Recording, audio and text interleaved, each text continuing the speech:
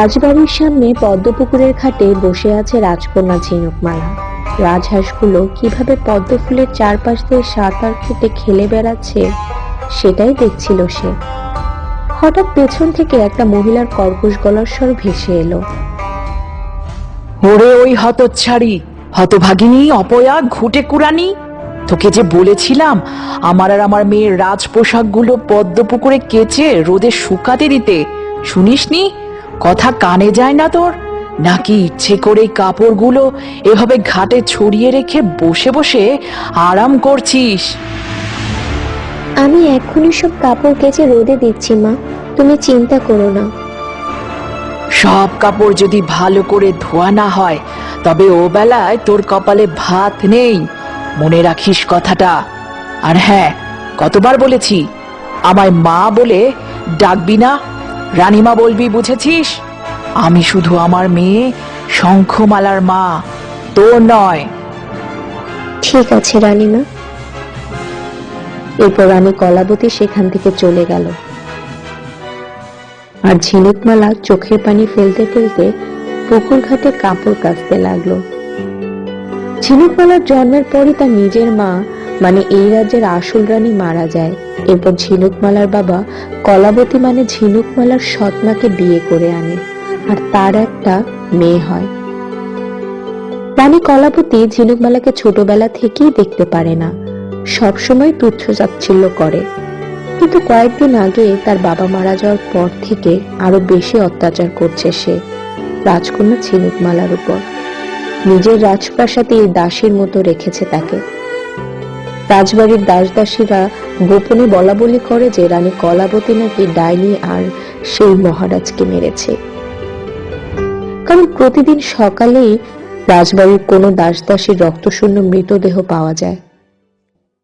ভাগ্যের নির্মম পরিহাস, আজ একদিকে কলাবতীর নিজের মেয়ে শঙ্খমালা সুখে জীবনযাপন করছে, আর এদিকে দুঃখিনী রাজকন্যা ঝিনুকমালা সৎমায়ের অত্যাচারে কষ্টে দিন যাপন করছে।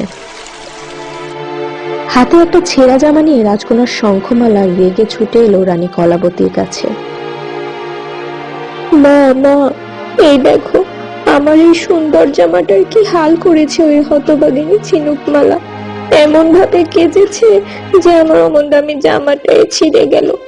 এখন আমি কি পরবো? এটাই আমার সবচেয়ে প্রিয় জামা ছিল।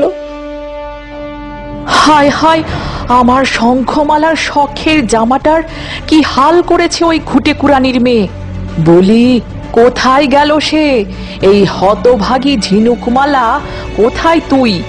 এক্ষুনি আমার সামনে আয়।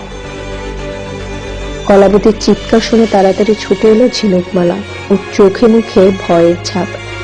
ঝিনুকমালা কাছে আসতেই কলাবতীর ঠাস করে একটা চড় মারল ওকে। চড় খেয়ে মেঝেতে পড়ে কাঁপতে লাগলো ঝিনুকমালা। তখন কলাবতী ওর দিকে ছেঁড়া জামাটা ছুঁড়ে দিয়ে বলল, আমার মেয়ের অমন শখের জামা তুই হিংসা করে ছিঁড়ে নষ্ট করেছিস, তাই না?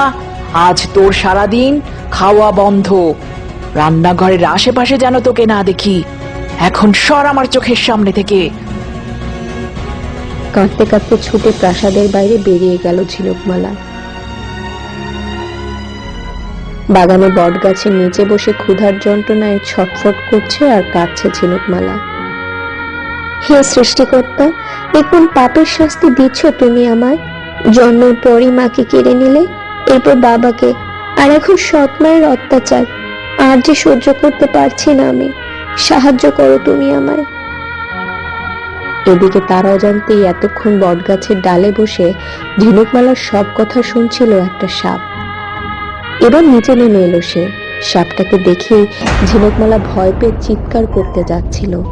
ঠিক তখনই সাপটা মানুষ রূপে এলো আর বলল, ভয় পেও না দুঃখিনী রাজকন্যা, আমি হলাম এক অভিশপ্ত ইচ্ছাধারী নাগিন। ভাগ্যের পরিহাসে আমি আজ নাগলোক থেকে বহিষ্কৃত হয়ে পৃথিবীর লোকে দিন কাটাচ্ছি। তবে আমি তোমার কোনো ক্ষতি করব না। ভালো মানুষদের আমি সাহায্য করি। কদিন ধরেই তোমার দুঃখ দুর্দশা দেখছি, আজ আর সামনে না এসে পারলাম না। কিভাবে সাহায্য করবে আমায় তুমি নাগিন? সে পরে বলছি, আগে তুমি কিছু খেয়ে নাও, সারাদিন না খেয়ে আছো। বলেই নাগিন জাদু করে ঝিনুকমালার সামনে অনেক সুস্বাদু খাবার আনলো। আর সেটা দেখে রাজকন্যা ভীষণ অবাক হলো। তখন নাগিন বলল, তুমি নিশ্চিন্তে খেতে পারো ঝিনুকমালা, কথা দিচ্ছি তোমার কোনো ক্ষতি হবে না। একবার বিশ্বাস করে দেখো আমায়। নাগিনের কথায় আশ্বস্ত হয়ে তৃপ্তি করে খাবারগুলো খেতে লাগলো ঝিনুকমালা। মনে হলো যেন অমৃত খাচ্ছে সে। ধন্যবাদ তোমাকে আমায় এমন মজাদার খাবার খাওয়ানোর জন্য। এবার বলো নাগিন, তুমি আমায় কিভাবে সাহায্য করবে? তুমি তো এই রাজ্যের আসল রাজকন্যা, তাই সেই হিসাবে রাজার মৃত্যুর পর তুমি হবে এই রাজ্যের মহারানী। কিন্তু ওই ডাইনি কলাবতী নিজে সব দখল করে নিয়ে তোমায় দাসী বানিয়ে রেখেছে। আমি তোমাকে তোমার ন্যায্য অধিকার পাইয়ে দেব। সবই তো বুঝতে পারছি নাগিন, কিন্তু আমার এত ক্ষমতা কোথায়? সবাই বলা বলি করে, আর আমিও বিশ্বাস করি যে রানী কলাবতী একজন পিশাচ সিদ্ধ ডাইনি, আর সেই আমার বাবাকে মেরেছে। কিন্তু ওর ডাইনি বিদ্যার মায়া শক্তির সাথে আমি সাধারণ এক মেয়ে কিভাবে পেরে উঠবো? সেই চিন্তা তুমি করো না ঝিনুকমালা। আমি আজ রাতেই পুরনো মন্দিরের নাগসাধুর কাছে যাব এই সমস্যার সমাধানের উপায় খুঁজতে। একবার কোনো উপায় পেলেই আমি ফিরে আসবো এখানে। তারপর আমরা দুজন মিলে ওই ডাইনির সাথে লড়াই করব, আর এই রাজ্যকে তার আসল রানী ফিরিয়ে দেব। এই আমি তোমায় কথা দিলাম ঝিনুকমালা। নাগিনের কথা শুনে খুশি হয়ে নাগিনকে জড়িয়ে ধরলো ঝিনুকমালা আর বলল, আজ থেকে আমরা দুজন বন্ধু হলাম। সুখে দুঃখে সারা জীবন একসাথে থাকবো। তুমি আমার নাগিন সই, আর আমি তোমার ঝিনুক সই। ঠিক আছে ঝিনুক সই, আমি তাহলে রওনা দিই ডাইনির বিনাশের উপায় খুঁজতে। আর তুমি প্রাসাদে গিয়ে ঘুমিয়ে পড়ো, অনেক রাত হলো যে। আচ্ছা, আমি যাচ্ছি প্রাসাদে। তুমি সাবধানে থেকো নাগিন সই। এরপর নাগিন চলে গেল পুরনো মন্দিরে নাগসাধুর কাছে ডাইনির মৃত্যু রহস্য জানতে। আর ঝিনুকমালা প্রাসাদে ফিরে এলো। সকালে রাজবাড়ির সব এঁটোবাসী বাসন মাজতে কুয়ার পাড়ে এসেছিল ঝিনুকমালা। কিন্তু গত রাতে ঘুম ঠিক মতো না হওয়ায় বাসন মাজতে এসে কুয়ার পাড়েই ঘুমিয়ে পড়েছে সে। আর এঁটোবাসী থালা বাসন কুয়ার সামনে পড়ে আছে। ঠিক তখনই ডাইনি রানী কলাবতী আসছিল কুয়ার পাড়ে দেখতে যে ঝিনুকমালা ঠিকঠাক মতো বাসন মাজছে কিনা। যদি না মাজে তাহলে তাকে শাস্তি দেওয়ার একটা অজুহাত পাওয়া যাবে এই ভেবে। এমন সময় নাগিন ফিরে এলো আর গাছের আড়ালে দাঁড়িয়ে দেখলো যে থালা বাসন ছড়িয়ে ছিটিয়ে পড়ে আছে, আর পাশে ঝিনুকমালা ঘুমাচ্ছে। ওদিকে আবার রানী কলাবতীও এদিকেই আসছে। সর্বনাশ, কলাবতী তো এদিকেই আসছে। আর সে যদি এসব দেখে তাহলে তো নিশ্চয়ই ঝিনুক সইকে কঠিন কোনো শাস্তি দিবে। না, এটা হতে দেওয়া যাবে না। আমাকে কিছু একটা করতেই হবে। যেই ভাবা সেই কাজ। নাগিন নিজের ইচ্ছাধারী শক্তি প্রয়োগ করে একটা আলোর গোলক তৈরি করলো, আর সেটা ছুড়ে দিল এঁটো থালা বাসনের দিকে। আর সঙ্গে সঙ্গে বাসনগুলো আপনা আপনি পরিষ্কার হয়ে গেল আর এক জায়গায় গুছিয়ে রইল।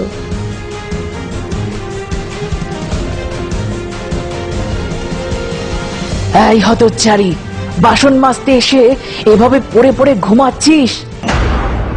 ধমক শুনে চমকে উঠে ভয়ে দাঁড়িয়ে পড়ল ঝিনুকমালা। ভাগ্যিস বাসনগুলো পরিষ্কার করেই ঘুমাচ্ছিলি, নইলে আজ তোর কপালে অনেক দুঃখ ছিল। তাড়াতাড়ি এগুলো নিয়ে আয়। বলেই কলাবতী চলে গেল। আর ঝিনুকমালা অবাক হয়ে বাসনগুলো দেখতে লাগলো, কারণ তার স্পষ্ট মনে আছে যে বাসন মাজেনি সে। তখন গাছের আড়াল থেকে বেরিয়ে এলো নাগিন আর বলল, অত অবাক হতে হবে না, আমি মায়া শক্তি দিয়ে পরিষ্কার করেছি ওগুলো। সই, তুমি ফিরে এসেছো? হ্যাঁ ঝিনুক সই, আর যে কাজে গিয়েছিলাম সেটাও সফল হয়েছি। ওই ডাইনির মৃত্যুর রহস্য জেনে এসেছি। কিভাবে ধ্বংস হবে ওই ডাইনি? নাগসাধু বললেন, আজ রাতই সেই রাত, যে রাতে ওই ডাইনির বিনাশ হতে পারে। কারণ আজকের এই বিশেষ রাতটি 5 বছর পর একবার আসে। এই রাতে যখন চন্দ্রগ্রহণ লাগতে শুরু করে, তখন ডাইনিরা তাদের শক্তি বাড়ানোর জন্য আগুনের সামনে সাধনা করে। আর সেই সাধনার সময় যখন চাঁদ পুরোপুরি গ্রহে ঢেকে যায়, তখন ডাইনির অজান্তেই তার মাথার ওপর শূন্যে একটা অস্ত্র ভাসে। তখনই যদি কোনো মানুষ পেছন থেকে গিয়ে সেই অস্ত্রটা তুলে নিয়ে ডাইনিকে আঘাত করে, তখনই কেবল সে মারা যায়। বুঝলাম। ঠিক আছে নাগিন সই, তবে আজ রাতেই হবে ডাইনির শেষ রাত। অনেক সহ্য করেছি, আর না। বিধাতার নামে শপথ করে বলছি, ওই ডাইনিকে বিনাশ করে এই রাজ্যকে আমি মুক্ত করবই। আর তোমার এই লড়াইয়ে তোমার পাশে থাকবো আমি। সব বিপদ থেকে তোমাকে আগলে রাখবো। রাজবাড়ির পেছনের জঙ্গলে আগুন জ্বালিয়ে ডাইনি বিদ্যার সাধনা করছে কলাবতী। চন্দ্রগ্রহণ শুরু হয়ে গেছে, আর কিছুক্ষণের মধ্যেই গ্রহ চাঁদকে পুরোপুরি গ্রাস করবে। এমন সময় গাছের আড়ালে এসে দাঁড়ালো নাগিন আর ঝিনুকমালা। এই দেখো, গ্রহ চাঁদকে পুরোপুরি গ্রাস করে নিচ্ছে, আর ডাইনির মাথার উপর ভাসমান অস্ত্রটাও দৃশ্যমান হতে শুরু করেছে। তাড়াতাড়ি যাও সই, আর ধ্বংস করো ওই ডাইনিকে। এটাই মোক্ষম সুযোগ। হ্যাঁ, যাচ্ছি। সাবধানে যেও। আমি যেতাম, কিন্তু ওর মৃত্যু শুধু সাধারণ মানুষের হাতেই সম্ভব, তাই তোমায় যেতে হবে। তুমি চিন্তা করো না নাগিন সই, আমি পারবো।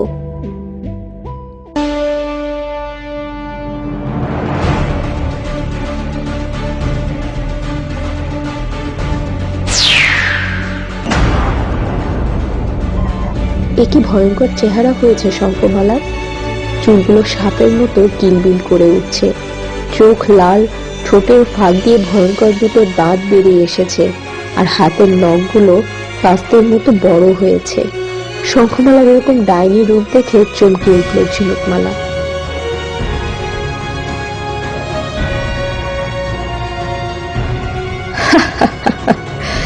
কি ভয় পেয়েছিস আমায় দেখে? আমিও আমার মায়ের মতোই ডাইনি, তবে এখনো পিশাচ সিদ্ধ হতে পারিনি। তবে যেটুকু শক্তি আছে তা তোকে মারার জন্য যথেষ্ট। আমার মাকে মারবি তুই? দাঁড়া, তোকে দেখাচ্ছি মজা। আজ তোর সব রক্ত শুষে নেব আমি। ঝিনুকমালা ভয়ে কাঁপতে লাগলো। তখন পেছন থেকে হুঙ্কার দিয়ে সামনে এলো নাগিন। থেমে যা ডাইনি, আর এক পাও সামনে আগানোর চেষ্টা করিস না। তোর মতো সাধারণ দুর্বল ডাইনির জন্য আমার বিষাক্ত ছোবলই যথেষ্ট। বলেই নাগিন নিজের নাগরূপ ধারণ করে ছোবল মারল শঙ্খমালাকে, আর ডাইনির শঙ্খমালা ছটফট করতে করতে মাটিতে পড়ে গিয়ে মারা গেল। যাও ঝিনুক সই, যাও, সময় যে শেষ হয়ে আসছে। হ্যাঁ, যাচ্ছি।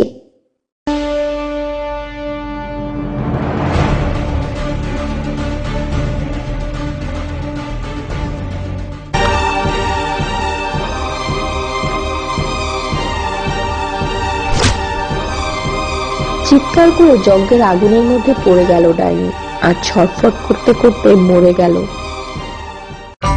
চন্দ্রগ্রহণ কেটে গিয়ে এখন আকাশে পূর্ণ চন্দ্র ঝলমল করছে, আর সেই আলোর নিচে দাঁড়িয়ে আছে ঝিনুকমালা ও নাগিন। অবশেষে ডাইনির বিনাশ হলো। তুমি তোমার রাজ্য ফিরে পেলে ঝিনুক সই। আমারও দায়িত্ব শেষ হলো। এখন যে বিদায়ের সময়। এ তুমি কি বলছো নাগিন সই? আমার দুঃসময় পাশে ছিলে, আর সুসময় চলে যাবে? তা কি করে হয়? আর এমনিতেও তুমি নাগলোক থেকে নির্বাসিত, থাকো না আমার সাথে আমার রাজ্যে। ঝিনুকমালার কথায় নাগিন কিছু বলতে যাচ্ছিল, ঠিক তখন আকাশ থেকে এক দৈববাণী ভেসে এলো। রাজকন্যা ঝিনুকমালার পাশে থেকে ডাইনিকে বিনাশ করে ডাইনির অশুভ শক্তির হাত থেকে পৃথিবীকে রক্ষা করায় আজ থেকে অভিশপ্ত নাগিনকে অভিশাপ মুক্ত করা হলো। আজ থেকে সে তার নাগ রাজ্যে ফিরে যেতে পারবে এবং সাধারণ নাগিনদের মতোই জীবন যাপন করতে পারবে। দেববাণী শুনে নাগিন ভীষণ খুশি হলো। শুনছো, আজ থেকে আমি অভিশাপ মুক্ত হলাম। এখন ফিরে যেতে পারবো নিজের মা বাবা আত্মীয় স্বজনের কাছে। হ্যাঁ, শুনে আমি ভীষণ খুশি হয়েছি। ভেবেছিলাম সারা জীবন একসাথে আমার রাজ্যে থাকবো, কিন্তু তোমারও তো নিজের রাজ্য আর কাছের স্বজন আছে। তাদের থেকে তোমায় আলাদা করব কোন অধিকারে? তবে তুমি সারা জীবন আমার সহিত থাকবে। বিদায় নাগিন সই, তুমি ফিরে যাও নাগলোকে। আর কোনোদিন যদি আমায় মনে পড়ে, সাথে সাথে চলে এসো। হ্যাঁ, নিশ্চয়ই। আর তোমারও কোনো দরকার পড়লে আমায় স্মরণ করো।